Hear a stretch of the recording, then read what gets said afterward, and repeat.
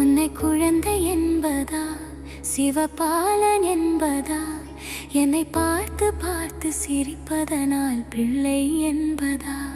உன்னை குழந்தை என்பதா, சிவபாலன் என்பதா, என்னை பார்த்து பார்த்து சிரிப்பதனால் பிள்ளை என்பதா?